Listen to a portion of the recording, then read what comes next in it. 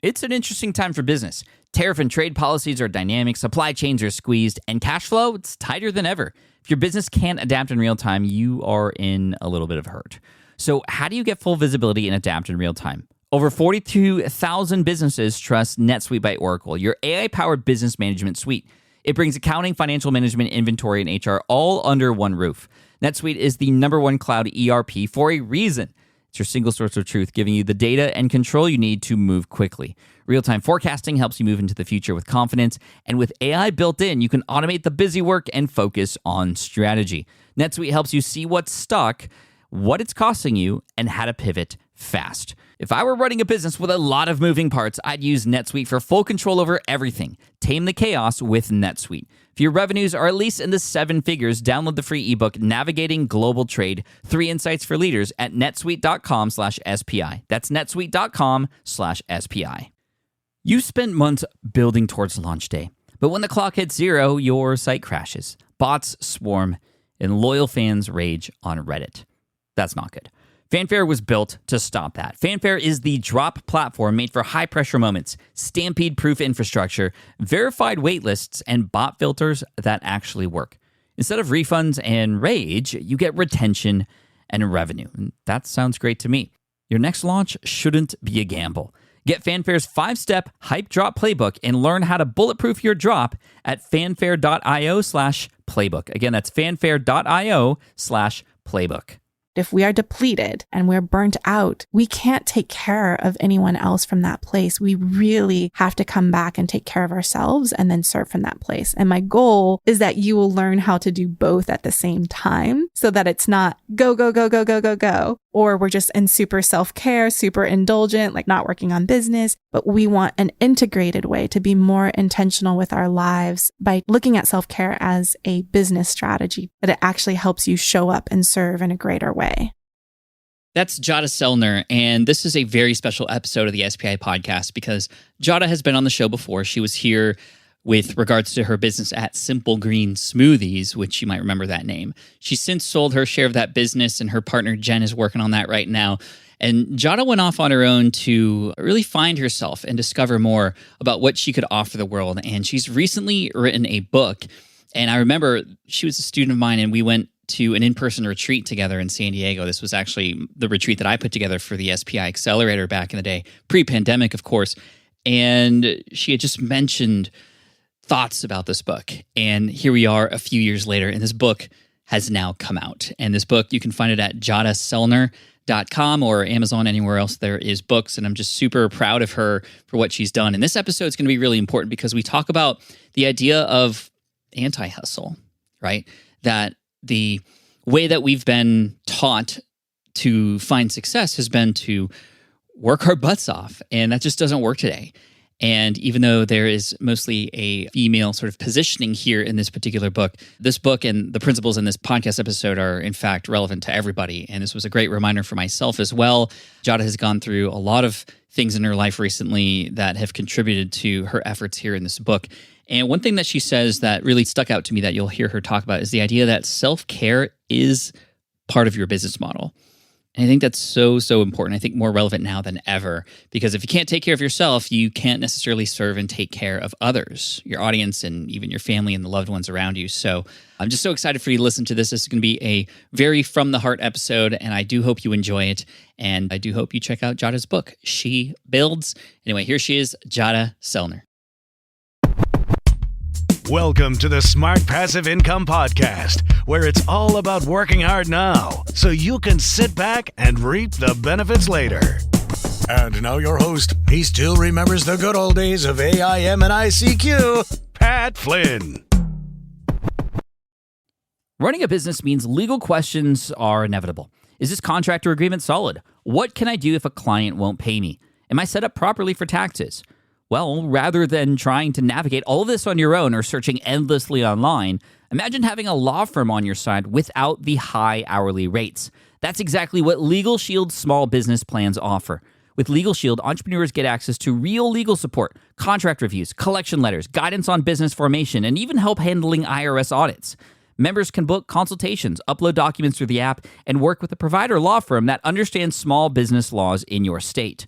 You also get proactive help on tax and trademark questions so you can stay ahead of legal risks. And if a client delays payment, Legal Shield can send professional collection letters to help you recover what you're owed, all for a fraction of what traditional attorneys charge. Go to LegalShield.com/SPI or call 833-570-9980 to learn more and get big business legal support without a big business budget. That's LegalShield.com/SPI. Do you know the secret to businesses that are scaling faster than ever? They're using Upwork to tap into a diverse pool of skilled freelancers across various industries. With Upwork, you can find specialized freelancers in marketing, development, design, and more. Experts who are ready to help you take your business to the next level. I've personally used Upwork myself and can vouch for it. Posting a job on Upwork is easy. With no cost to join, you can register, browse freelancer profiles, get help drafting a job post, or even book a consultation. From there, you connect with freelancers that get you and can easily hire them to take your business to the next level. Upwork makes the entire process easier, simpler, and more affordable with industry-low fees. Post a job today and hire tomorrow with Upwork. Visit Upwork.com right now and post your job for free. That is Upwork.com to post your job for free and connect with top talent ready to help you grow your business. That's Upwork.com. Again, Upwork.com. Jadah, welcome back to Smart Passive Income. Thank you so much for being here. I'm happy to be here, Pat. I feel like we have these fly on the wall conversations, whether it's offline in San Diego or even a recent Ask Pat episode too. Mm-hmm. That's right. So you've been on SPI and within our community for a very long time, but this is an exciting moment that I want to shine a spotlight on for you because you have a book that's come out called She Builds.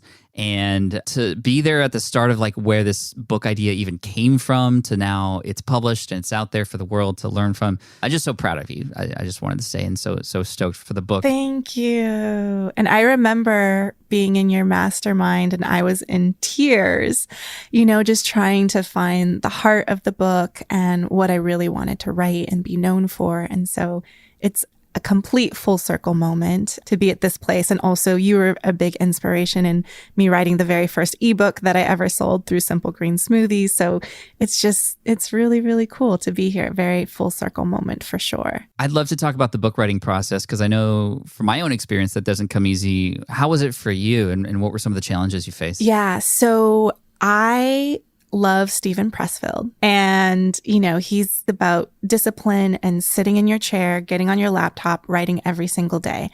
And I did that. I was, a steward, really facing the resistance and all of that. And I would wake up at 6 o'clock in the morning, write for an hour, and I wasn't making any true progress. So I was actually really stuck with that process. And I remember talking to my life coach, Rebecca McLaughlin, and she's like, what if you booked a solo writing retreat? Just actually booked a hotel for a few nights for the next couple of weeks and hit your deadline. Because I was actually ready to ask my editor to extend the timeline. I don't know where I am. I don't know which way is up. And I got really inspired by that invitation to book a hotel and write and just be immersed with this book. And so for the next 3 weeks, I booked hotel. I had my green juice, my mud water, I had dance breaks, and I would roll out of bed and I would just get to work in the book. And I was able to create this beautiful mind process of, my index cards, my notes, all of these things. And I didn't have to expend any energy to Zoe, what do you need for breakfast or for lunch? There was just something in me being able to fully immerse myself in the creative process. To me, what I learned about myself is I am an immersive creator and I need to be lost in something and go all the way in and then come out versus small sips of the work day by day, just kind of piecemealing it. That didn't work for me. So that was a big piece. And then also realizing that I'm a very collaborative creator.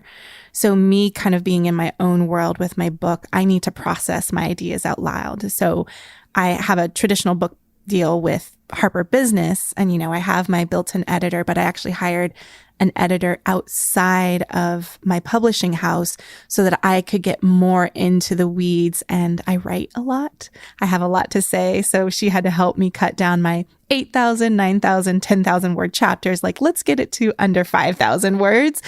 So that was really helpful. Just having someone that was in it with me really on a daily basis in writing and editing and cutting too. That's really smart to sort of be conscious about the environment that you're in and when you produce your best work.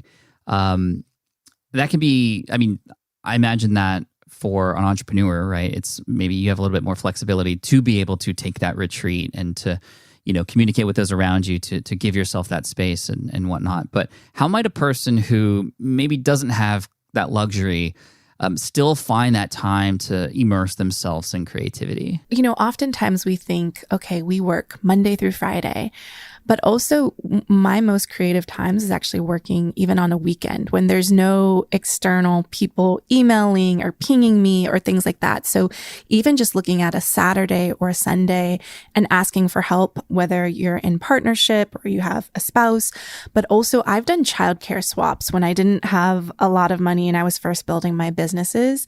I would ask a friend, like, I'll watch your kid for, a day, and then could you watch mine? So that's one affordable, accessible way to get creative on resources when we have more time than we have money. So that's been really helpful. It's just pick a weekend. And there's something very inspiring about immersing yourself even in a full day. And I would come into my office and do editing all day and even come on a weekend just because it felt like there was nothing on my calendar. So that's how can we clear the decks if that's your writing style. But if all you have is an hour or 30 minutes, then, you can also write in that way too. Yeah, that was more my approach because that's all I had. And I don't know if I would actually do well if I set myself up somewhere for a long period of time, because I think I would just want to go to the beach all the time and stuff. Yeah, I thought that that's what I would do. I thought that I would get easily distracted. Yeah. But it felt like, I've been married for 17 years, and when my husband and I do a staycation or we go away and stay at a hotel, it's like we're able to remember what life was like before becoming parents. And also we're removed from the responsibilities of dishes and laundry. There's something about being physically removed. So even if you couldn't go into a hotel, you could sit in a hotel lobby for a couple of hours or go into a cafe or things like that. So I think removing ourselves from the physical environment also sparks creativity. There's something that I write about in the book about Lin-Manuel when he was working on Hamilton. He didn't get the idea until he went on a vacation, physically removed himself from the day-to-day environment of kind of just being in that stuck rut of way of doing things.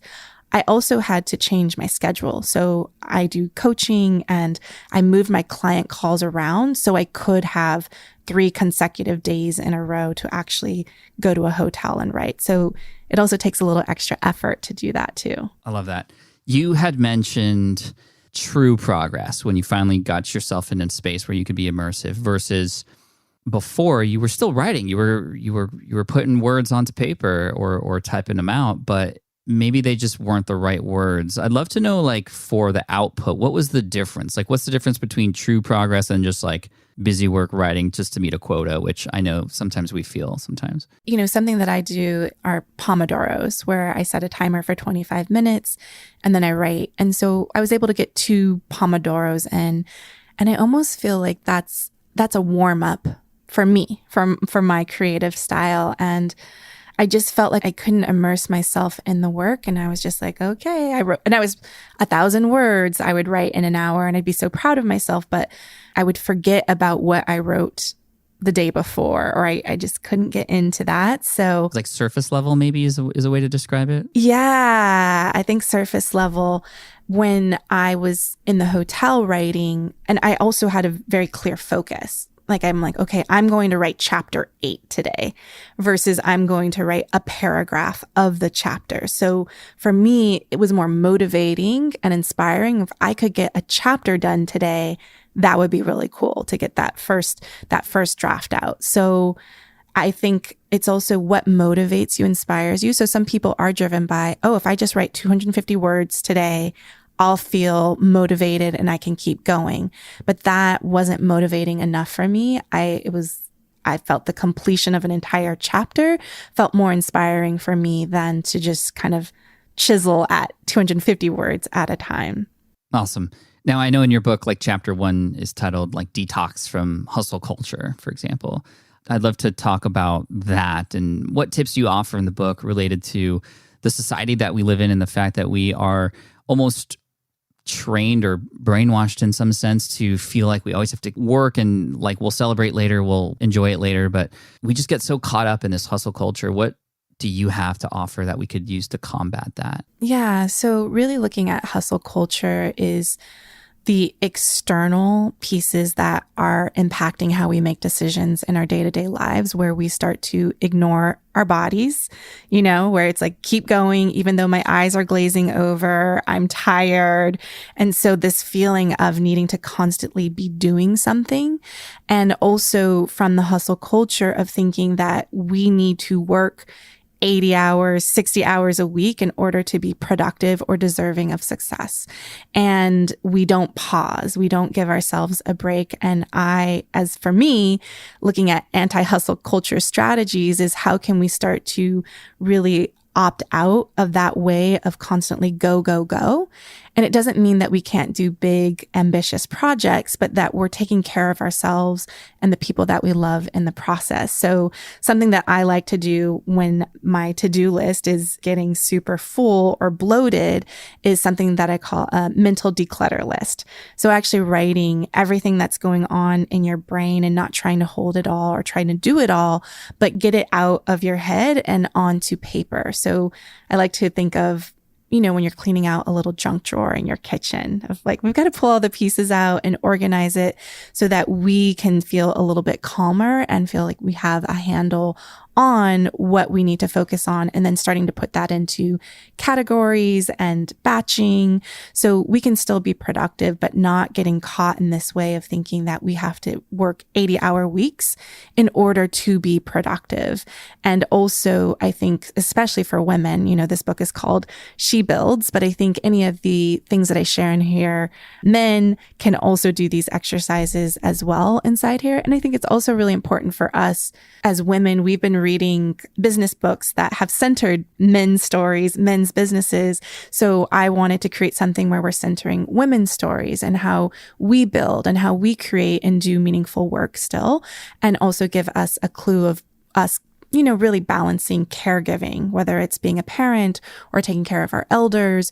So I think with hustle culture, we ignore our whole lives because we feel like work is the thing. That is the focus. And so really trying to integrate and acknowledge that you have more on your plate. There's a book called The Second Shift, right? Where it's like we do our work and then we come home. And especially as women or women who have been socialized as females, we also have our whole home to take care of when we come home. Our kids, even if we have support at home, even if we have house cleaners or a nanny, there's still this psychological space that's being taken care of. I don't know, for you with back to school, I'm holding the emotional space of my kid, even if logistical things are handled, of the highs and lows of just the nervousness of going back to school. There's a lot of things that our kids are going through, especially with mental health and all of those pieces. So we're not just thinking about our businesses. We have multiple tabs open all the time. And so with hustle culture, we're thinking we have to do a million things at 1,000,000 miles an hour. And what I'm saying is give ourselves permission to build our way, to build slowly. I actually say in the book, give yourself permission to be a slow cooker. And that means allowing things to simmer, not feeling like we have to cook everything so compressed, so tightly, so fast and go, go, go. But how can we give ourselves, we'll get the same outcome. It just takes a little bit longer to get there. And that's okay. And that's the reframe that I really want people to be able to see is we can still move slow. We can still take care of our families and our loved ones, our bodies and our businesses. And it may take a little bit longer, and that's okay. That's the part that I think we have to do it fast. That's the only way we're going to get success. And I'm saying just extend the timeline. We don't have to put a timeline out on our dreams, but we have to be honest about what's on our plate in our whole lives, not just what's in our businesses. I love that slow cooker analogy because I'm thinking about some of my favorite dishes that I've eaten. Kahlua pork, a French onion soup that I make. Ooh. It requires some time to, like with the French onion soup, for example, I slow cook the onions for a whole day. Wow. Which it takes forever to make this dish, but it tastes so much better in the end because it's had some process to caramelize and all the sugars come out and all that kind of stuff. I love that analogy because you're right. I think we always feel like we have to flash cook something because we have to get it out the door, right? And the consequence of that is what? It's burnout. It's relationships broken. It's mental health issues. Have you experienced specifically burnout and what was that like? Yeah, absolutely. So it's interesting that you asked me about my book writing process because, I have Simple Green Smoothies was my first book that I wrote, and that came out in 2015. We got the book deal and published it in 11 months. And so that was a very concentrated time where with She Builds, it was a 2-year plus process to really sit with a book and get to know what it is that I actually wanted to write. So with that book, with Simple Green Smoothies, I remember there at the end, in December, I got really, really sick. I was, we're getting ready for New Year, New You, the 30-day green smoothie challenge. And I remember when I was getting ready to turn the manuscript in, I had not gone to sleep for over 24 hours. So I was already writing a full day. The night had passed. My husband and my daughter had gone to sleep. I am laying on the floor on my carpet. The laptop is on the floor. I'm eyes glazing over. I'm in my yoga pants, and George and Zoe are walking out the door to go to school, and I had already been working on the book the full day, and being really a paradox, right? This health and wellness business where I am exhausting myself in the process of writing this. And I think we can all relate to that, where we're saying one thing, okay, we want to live healthy and vibrant lives. And yet here I was pushing and exhausting myself instead of, making a request to ask for more time. And that's something that I've had to learn, is that it is okay to ask for more time, to advocate for your health, to advocate for your presence with your loved ones. And I think we can be really hard on ourselves when we don't hit the deadline. And sometimes it's an internal deadline that we put on ourselves. But it was in that moment that I cannot work like this. This is not okay. It's not okay for my daughter to see me writing in this, creating in this way where I'm exhausted and burnt out and not sleeping. I'm seriously was up for over 24 hours, and I'm still just shocked that I did that. But I was like, I gotta get it done. I gotta get it in. I've got to be the responsible author. And I did it at the cost of my own health and also not being a great model for my kid, where I'm like, go to sleep, get your 10 hours of sleep, eat healthy food, all of these things. And I'm just like, caffeine. So it was, I had to make a shift from that place. Yeah, that's a very relatable story, especially for us entrepreneurs who are trying to build things and we are doing it in our spare time. And, so a lot of that stuff related to our own health kind of gets put by the wayside. A lot of this is done, I know, for myself and when I started out, and for a lot of people I know, it's outside pressures from other people. It's like trying to stay up or keep up with the Joneses. It's trying to do what others are doing, or getting invited to maybe do things that perhaps aren't your sole thing to do. But I think it's also important to find within the society that we live in the people who are there that can support us, who do share the same values as us. And I know you talk about in chapter 4, finding your support squad. I talk about finding buddies to build your business with. Chris Ducker was massively important in my journey when I was starting out, and we were kind of building things together. Mastermind groups, we talk about a lot here. Talk about your definition of a support squad and how to go about finding one, and what is that like? Is it a mastermind group? Give us your definition of a support squad. Yeah, so I think as entrepreneurs, it can be very lonely, especially as you start to build your business and you become your own boss. And I just also want to say that the benefit of being an entrepreneur is you are your own boss. So you have control of your time, and also the downside is that you are your own boss. So you can work yourself to the bone. So support squad, I look at it in 3 different categories, so that it's a very holistic way of being supported and not feeling alone on the journey. So one is peers and colleagues, which is really being able to have mastermind groups, business besties.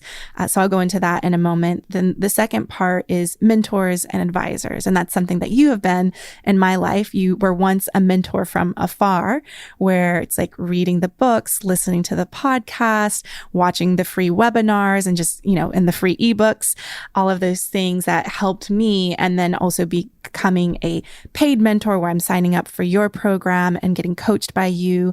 So having those mentors and advisors in your life is really important too. Someone who's a few steps ahead of you and can kind of help you save time, save money, not overthink decisions. And then there's a third piece that I don't think that we talk enough about in entrepreneurship, which is having the emotional support. So life coaches, therapy, healers, some of that stuff, some of the patterns that hold us back on taking action are actually not about strategy. There's so many amazing courses, step-by-step guidance books that can guide us to accomplish the things that we want. But then we have emotional blocks that keep us in this cycle of what I talk about in the book, which is we get in the fear cycle of forcing, exhaustion, avoidance, and rigidity. So if you feel you're facing procrastination or not getting something done, and that was me with my book before I did the solo writing retreats, was I was actually getting stuck because I was like, I'm not going to write a good enough book, and that was kind of slowing me down. I didn't want to get to the finish line because then I had to face like, okay, this is what I created. This is what's here. So that's the holistic picture of a support squad is they're holding you emotionally, intellectually, socially, the people that are going to encourage you, uplift you along the journey. And my favorite part is definitely having the peers and colleagues to lean on. That was the difference between my first business, Little Sprouts Playhouse in Kauai, that I first opened with my husband, and we closed that down. But I didn't have any other business mastermind or peers, like I was kind of figuring it out on my own.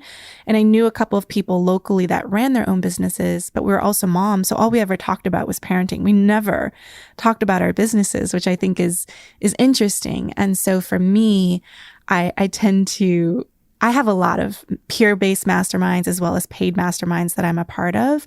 And it can be as small as just having one person.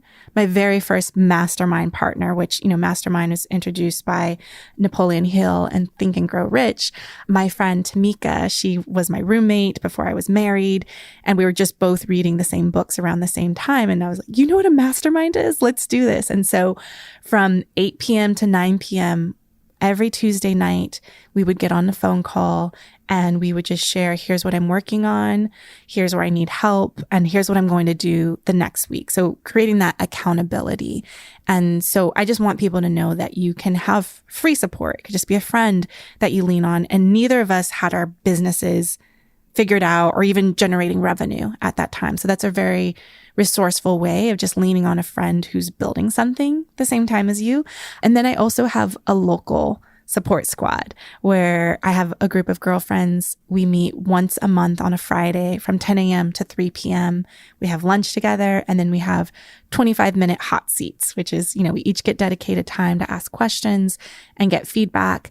And then I have a squad that I call it, where we meet in different places around the world, from Mexico to Austin and Magnolia in Texas. We meet 4 times a year.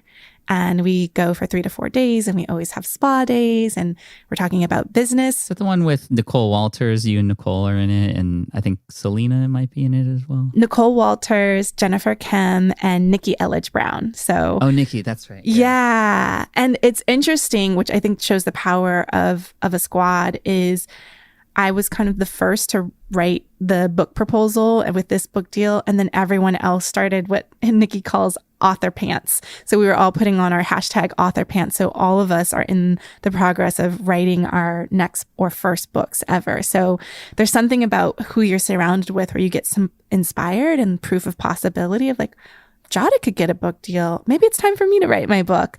So we have that. And then I also have one group of friends. There's 8 of us where we meet once a year. And it's not as structured with hot seats and things like that, but we are going to talk about business. We are all moms. So we also talk about our personal lives and our marriages as well. But I'm happy to share just what's the process? How do we actually create these support squads? So, because I know that's a big thing for people who don't have them. That's what I was going to follow up with, because I like the lonely entrepreneur who's listening right now who doesn't have colleagues or peers or anything like that? Like, how might one go about finding them? Like I said, you might think about, is there another friend or a neighbor or someone in your world who might be building something around the same time as you? So just thinking of one friend can be really helpful. The way that I have met most of my friends that I'm in peer-based mastermind groups with have been that we've joined some type of online educational program. And, we're in the Facebook groups. And so it's a great petri dish to kind of date and see like who's here, who's like-minded, has similar values as me. So for example, with Nikki, she posted something in a Facebook group and I just private messaged her and, I really resonated with what you shared. Would you be interested in masterminding and starting something? And a few other people were courting her too. So she just pulled all of us together. We met on a Zoom call and then we would just meet consistently from there. I've also joined mastermind groups or other people's events like Jonathan Fields. I went to a weekend event of his and was able to meet people from that place. I was in a paid version, but then I was able to find friends that I could do something more solo. Now, the biggest thing that will hold people back is actually fear of rejection, right? So I say that you have to get really comfortable with micro rejections because you're putting yourself out there. It doesn't seem so big, right? Oh, I just ask a friend or I send an email out to start a group, but it's the fear of rejections that actually holds us back. So I'm inviting you, the listener, to actually reach out to people, to send someone an email and be okay if not everybody replies, but to not stop. If you truly want the support in your life, someone who can celebrate you, not just the celebratory highs, but also the lows when things are really hard, be consistent with reaching out to people till someone says yes. It's the same thing when we put ourselves out there with getting customers and clients. And also people are busy and very used to their day-to-day life. So there's a bit of extra effort in making friends, period. So when somebody reaches out or you invite someone to something and they're like, no, that date doesn't work for me, all you have to say is it okay if I keep inviting you as opportunities open up? And that person can let you know that if they're like, yeah, please reach out. Or like, actually, I'm really in a busy season of my life. That's not going to work. There's something about that. And then for the person on the receiving side to realize to be okay saying no until the timing matches up. So I court people. Like I'm not going to give up. Even with sales, they say the sell is in the follow through and the follow up. That's the same thing with friendships. It's all relationships. And so we can't give up because we asked that one time and they said no, or they couldn't make it. And then we take it personally like, oh, that means they don't like us. It's just our lives are full. And so we just keep putting those invitations out. And I like to call 10 seconds of bravery. So if you could just like muster up, okay, just 10 seconds. I just have to write this message and just send it out and see who replies and do that often. I can say that the most pivotal things that have happened in my life have been doing that 10 seconds of bravery of, oh my goodness, I'm so scared of what their response is going to be. And then, we had a conversation on Ask Pat, whereas I didn't want to email any of my friends to be on their podcast. And you were like, you got to let them know. I had the email drafted out and everything. So just know that it's normal for us to be afraid to put ourselves out there, even when it comes to just creating your friends and your support squad too. 10 seconds of bravery. That makes it seem like anything is possible or that you could do anything and just step up to the plate for a little bit. It's not a decision that's going to normally change your life forever if a rejection comes in. I often think about like, well, what's the worst that can happen? And for example, in your case, it's like if you reach out to a friend to hopefully be a guest on their podcast and they say no, like, okay, cool. That's the worst that can happen. You're still going to be friends. Like nothing crazy is going to happen after that normally. So I don't know. We just always think the worst case scenario, right? And I was chatting with somebody who, when I asked like, well, why do we always think about like the worst case scenario? Why does our brain do that? It's a natural way for us to make sure we stay safe, right? That's like when we see a vicious looking animal, we think, oh my gosh, it's going to maul me to death or something. We think that, which is the worst case scenario, so that we can get the heck out of there and remain safe. But in our daily lives or in our businesses, we often think of certain situations as we're going to get mauled. When the truth is that's actually not what's going to happen. But then our brain goes to, like, I remember when I started speaking, I was going to forget what I was going to say. People were going to throw tomatoes at me, boo me off the stage, and I'd never speak again. And then my reputation as a creator was going to be gone forever.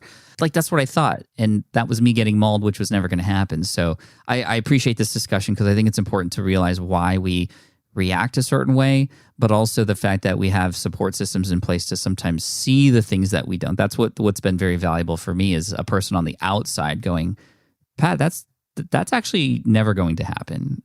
Oh, yeah, actually, you're right. I was just in my own head, right? Yeah. And I think it's great that we are thinking of the worst case scenario. We just need to take it one step further in preparing ourselves.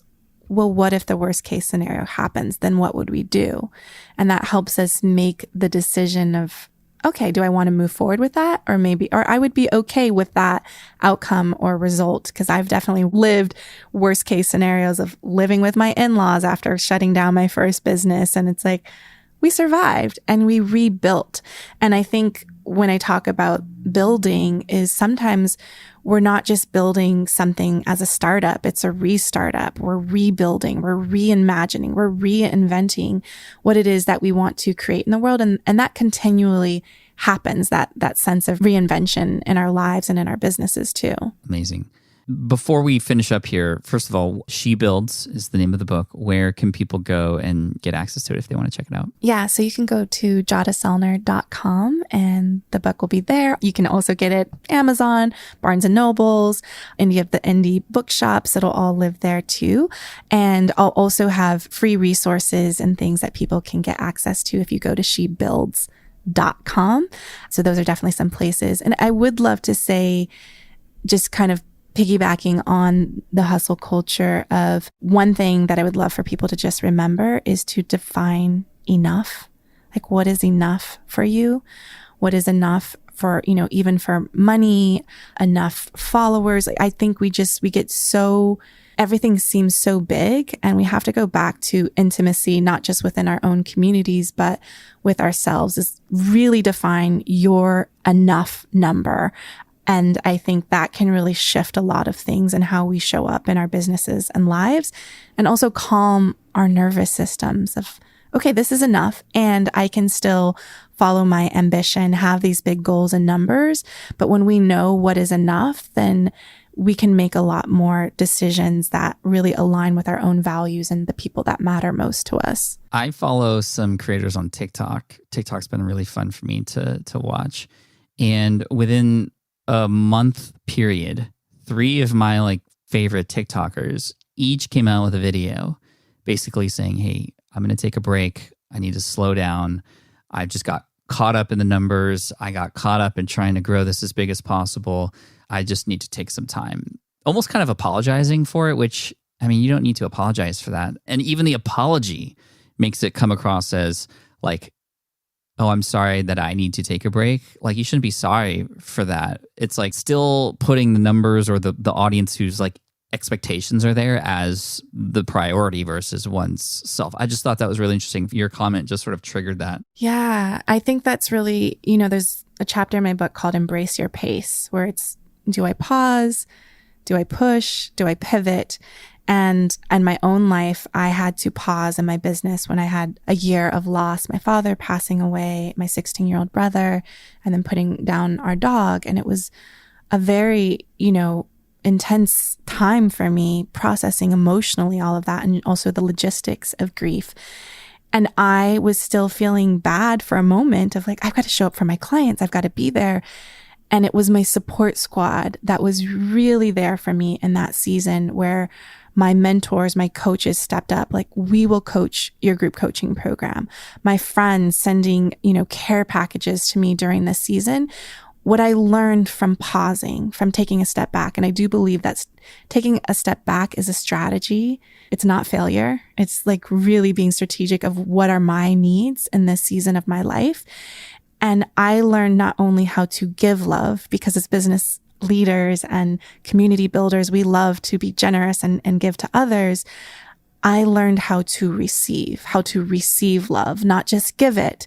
And so that to me, when we pause, when we allow ourselves to take a step back, to really connect to what matters, to define what is enough, that is where the true inner growth comes, and that we can actually have more capacity to serve from the overflow. But if we are depleted and we are exhausted and we're burnt out, we can't take care of anyone else from that place. We really have to come back and take care of ourselves and then serve from that place. And my goal is that you will learn how to do both at the same time, so that it's not go, go, go, go, go, go, go.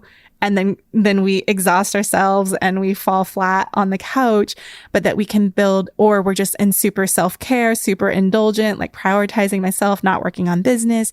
But we want an integrated way to be more intentional with our lives and our businesses by taking care of ourselves, looking at self-care as a business strategy too, that it actually helps you show up and serve in a greater way. So huge. Jadah, thank you so much for coming on. Everybody check out the book She Builds, as well as Jadah's podcast, the Lead with Love podcast, which you can get right on the app you're listening to right now. So Jadah, any final words to share with the audience before you go back to your book tour and keep inspiring people? And again, to reiterate, I'm just so proud of you and what you've done. I've seen the growth in you, not just as an entrepreneur, but as a person in this world who's contributing so much to the lives of others. Just thank you for that. Yeah. My last thing that I would love to say is that love matters and that business is personal.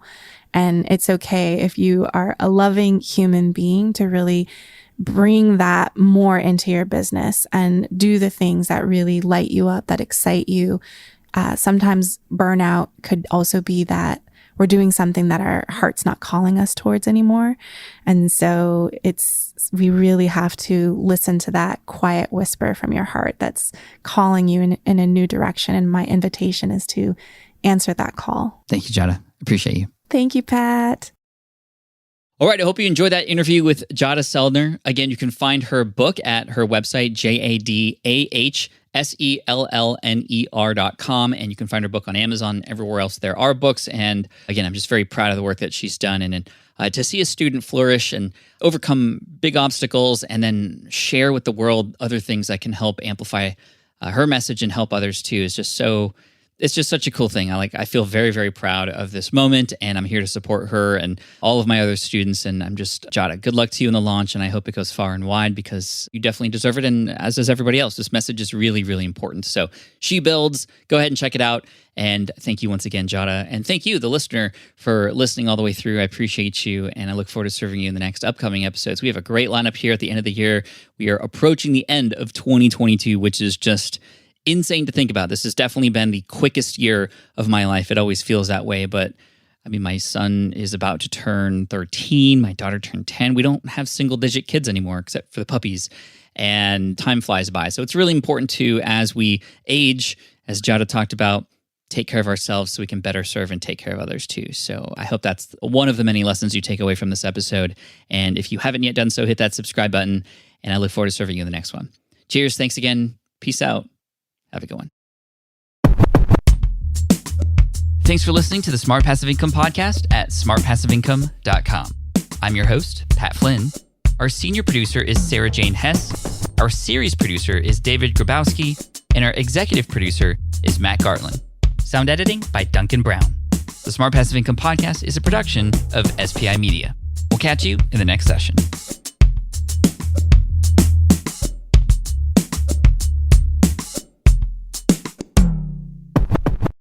More people dream about building their own business and being their own boss rather than retiring early. But a majority of them never even take the first steps to register the business. Why? Because starting a business can feel overwhelming. With legal forms, paperwork, finances, it's a lot. And that's where Taylor Brands comes in. Taylor is a complete business builder designed to make launching your business simple and stress-free. You can register your LLC in just minutes, keeping your personal and business assets separate from day one. And from there, you can get access to everything you need to get off the ground, from legal documents, licenses and permits, invoicing and bookkeeping tools, and even a 100-day business coaching program to help you hit the ground running. You'll also get a free personalized business plan, branding tools, and so much more. And of course, our listeners get an exclusive 35% discount to get started. Just head to tailorbrands.com/SPI. That's TAILORBRANDS.com/SPI. Stop dreaming, start building with Tailor Brands. Hey, fellow podcaster, does this sound like something you've experienced? Record your podcast episode on one platform, download the files, edit in another app, then fire up a different tool just to create these social clips. Well, it can be clunky, time-consuming, and frankly overwhelming, especially for creators trying to grow. And that's why I'm excited to tell you about Riverside. Riverside is the all-in-one platform. Record, edit, and repurpose your podcast content all in one place. You just log in, record with your guests no matter where you are in the world, and just like that, studio-quality audio and high-resolution video. We use Riverside here at SPI as well now. With built-in AI, I can automatically clean up my audio, saving myself so much editing time, and it can even auto-generate clips to make promoting the show a breeze. And with Magic Clips, I can grab the best moments and repurpose them as short-form video, perfect for YouTube Shorts, TikTok, or Instagram, without re-recording a thing. So if you're tired of juggling tools and want a faster, simpler way to create and scale your content, it's time to try Riverside, built by creators for creators. Just go to smartpassiveincome.com/Riverside and use code SMART to get 1 month free on the Pro plan. That's smartpassiveincome.com/Riverside, promo code SMART.